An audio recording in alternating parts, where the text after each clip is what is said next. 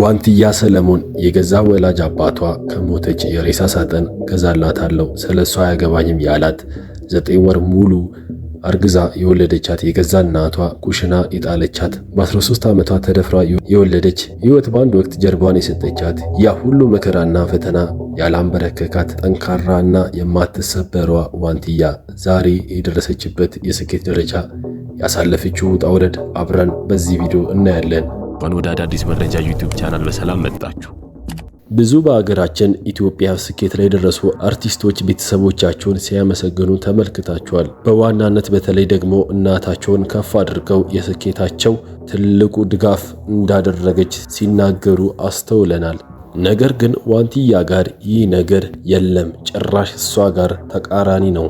ባልተለመደ መልኩ የእሷ ቤተሰቦች የዋንትያን ውድቀትና ስቃይ የሚመኙ ነበሩ። ዋንትያ የተወለደችው ሰላሌ ገርበ ጉራቻ ሲሆን ከቤተሰቦቿ ጋር ደስተኛ ሕይወት እየኖረች ነበር። አባቷ በሹፍርና ሥራ ላይ ያለ አንድ ቀን በተፈጠረ አደጋ ሰው ገጭቶ ይገላል። በዚህም የተነሳ በፍርድ ቤት ችሎት ጥፋተኛ በመባል የ3 ዓመት ፍርድ ይፈረድበታል። በዚህ መሃል የዋንትያ እናት እርጉዝ ነበረች።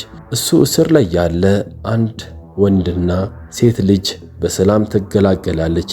ዋንትያም ወንድምና እህት ታገኛለች። እሱም የ3 ዓመት እስሩን ጨርሶ ከቤተሰቡ ጋር ዳግመኛ አብሮ መኖር ይጀምራል። በዚህ መሃል የዋንትያ እናት ኑሮ ሲከብዳት 3 ልጆቿን ባሏ ላይ ጥላ ወደ አዲስ አበባ ትጠፋለች። እሱም የዋንትያ አባት ልጆቹን የማሳደግ ኃላፊነት እሱ ላይ ይወድቃል። እንዲህ በማድረግሽ የምታጭው እንጂ የምታተርፊው ነገር የለም። እንጀራ እየሸጠ አንዳንድ ቀንም የጉልበት ሥራ እየሰራ ማሳደጉን ቀጠለ። ከ2 ዓመት ቆይታ በኋላ የዋንትያ እናት ከአዲስ አበባ መጥታ ወደ ገርበ ጉራቻ ልጆቹ ለኔ ነው የሚገቡ ብላ በፍርድ ቤት ተከሰዋለች። በፍርድ ቤት ችሎትም የዋንትያ ወንድምና እህት እንድታሳድግ በፍርድ ቤት ለሷ ይወሰናል። ዋንትያ ደግሞ አባቷ ጋር እንድትቀር ይወሰናል በፍርድ ቤት። ከወራት ቆይታ በኋላ የዋንትያ አባት ሌላ ሚስት ያገባል። በዚህ መሃል ዋንትያ እንጀራ እናት አገኘች። በዚህ መሃል ትምህርቷን እየተማረች እየቀጠለች እያለ አንድ ነገር በመሃል ይፈጠራል። የዋንትያ እናት ዋንትያ እሷ ጋር እንድትመጣ አባብላ ከአባቷ ጋርና ከእንጀራ እናቷ ጋር እንድትጣላ ታደርጋለች። ያሴሮቹም ሴራ ይሳካላትና ዋንትያ ከነሱ ቤት ወጣ ወደ እናቷ ቤት ትሄዳለች። እናቷ ግን የሁሉ ሴራ ያሴረችው ለአንድ ነገር ነበር፣ ለዋንትያ ማሳደጊያ ሌላ ተጨማሪ ብር አባትየው ስለሚቆርጥ ያንን ብር ለመጠቀም ነበር። በፍርድ ቤትም እሱ በየወሩ 1,000 ብር እንዲቆርጥ ይፈረድበታል። ያም በየወሩ 1,000 ብር የሚመጣውን እናትየዋ እየወሰደች ዋንትያን ጸጉሯን ላጭቷ ኩሽና እንድታደርና የቤት ሰራተኛ አርጋ ታስቀምጣታለች። ዋንትያም በገዛ እናቷ የሚደርስባትን በደል መቋቋም ሲከብዳት ወደ አባቷ ትመለሳለች። አባቷም በሰላም ይቀበላትና የ300 ብር ቤት ተከራይቶ በፍርድ ቤትም እሱ ከዚህ በኋላ እሱ ብቻ እንዳያሳድጋት በፍርድ ቤት ይወሰናል። እሱም የ1 ወር የቤት ኪራይ 300 ብር ከከፈለላት በኋላ ብቻዋን ማኖር ቀጠለ። ከ1 ወር የቤት ኪራይ ቀጥሎ ግን አልከፍልም ይላል። ዋንትያ ወደ እሱ እንድመጣ ዋነኛ የፈለገበት ምክንያት 1,000 ብር ተቆራጭ ላለመክፈል ነበር። በዚህ መሃል ዋንትያ ሰማይና ምድር ተገለባበጠባት። አባቷም የቤት ኪራይ አልከፍልም አላት። የገዛ እናቷም ከቤት እንድትወጣ ስላደረገቻት ዋንትያ መሄጃ ታጣለች። ዋንትያ በዚህ መሃል ግን አንድ ነገር ይመጣላታል። አንድ ዘዴ ትዘይዳለች። ወደ አክስቷ ወደ አዲስ አበባ ለመምጣት ተወሰነና ለአክስቷ ትደውላለች። አክስቷም እሷ ጋር እንድመጣና አብሮ ስራ መስራት እንደሚችሉ ታሳውቃታለች። በዚህ መሃል ወደ ገርበ ጉራቻ መናሪያ ትገባና ወደ አዲስ አበባ ታቀናለች። በዚህ መሃል አንድ ወጣት ልጅ ትተዋወቃለች። እሱም የገርበ ጉራቻ ልጅ ሲሆን አዲስ አበባ የግሉን ስራ የሚሰራ ልጅ ነበር። አዲስ አበባም ሲደርሱ አዲስ አበባን በደንብ ስለሚያውቀው ዋንትያን መንገድ እየመራ አክስቷ ቤት አድርሷት የሱን ስልክ ቁጥር ተቀብለው ይለያያሉ። ዋንትያም አክስቷ ጋር መኖር ትጀምራለች። ከወራት ቆይታ በኋላ የአክስቷም ጸባይ ይቀየራል። ዋንትያን መሳደብ፣ ማመነጃጀቅ ትጀምራለች። ዋንትያ ግን በዚህ መሃል ምንም አላጠፋችም ነበር። የተባለችውን ሁሉ የተሰጣትን ትዕዛዝ ሁሉ በስርዓቱ ምትሰራ ነበር። አንድ ቀን የምታፈላው ቡና ሲደፋባት አክስትየዋ ከባድ ድብደባ ታደርስባታለች። ይህንን መቋቋም የከበዳት ዋንትያ ወደ አባቷ ወደ ገርበ ጉራቻ ሰላሌ ለመመለስ ተወሰንና ወደ ለአባቷ ደውላ ወደዛ ታቀናለች። አባቷ ጋርም እንደሄደች አባትየው ደስ የሚል ፊት አላሳያትም። አልፈልግም፣ አይንሽን ማየት አልፈልግም ብሎ ያባራታል። ዋንትያ መሄጃ ታጣለች። የገዛ እናትና አባቷ ምንም ፍቅር ሊያሳዩት አልቻሉም።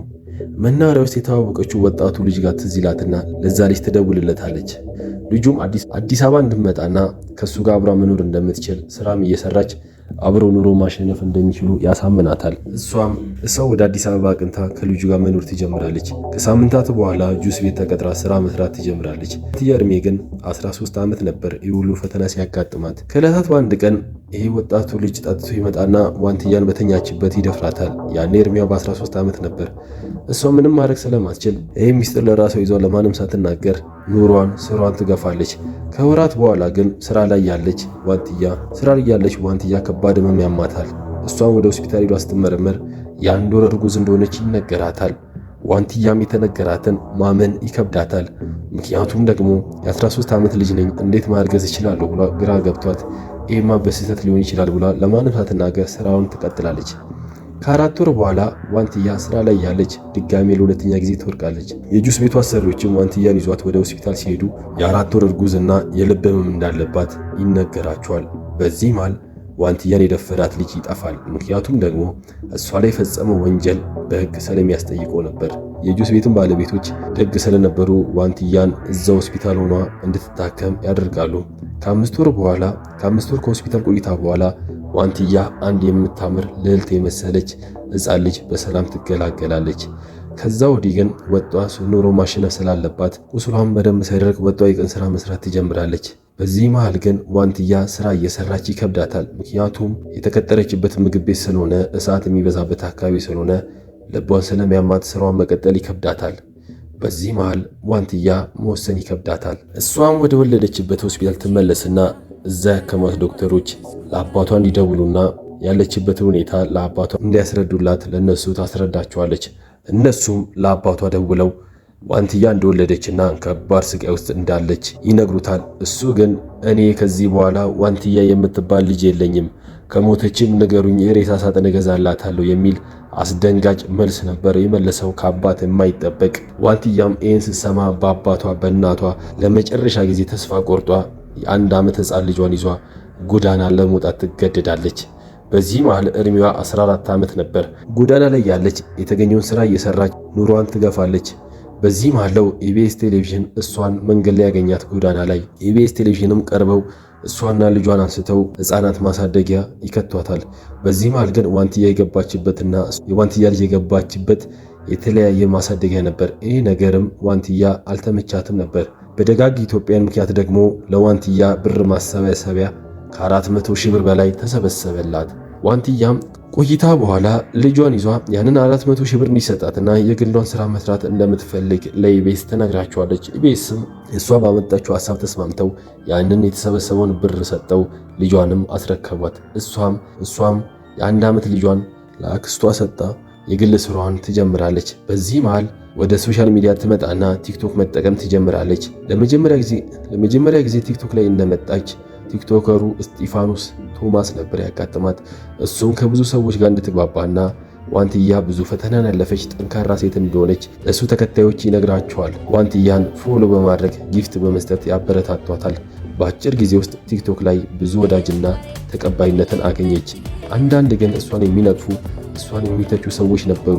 ነገር ግን ዋንትያ ካሳለፈችው ታሪክ አንጻር የእነሱ ፈተና ምንም አልነበረም። እነሱን ወደ ጎን ትቷ እሷ የቲክቶክ ስራዋን ቀጠለች።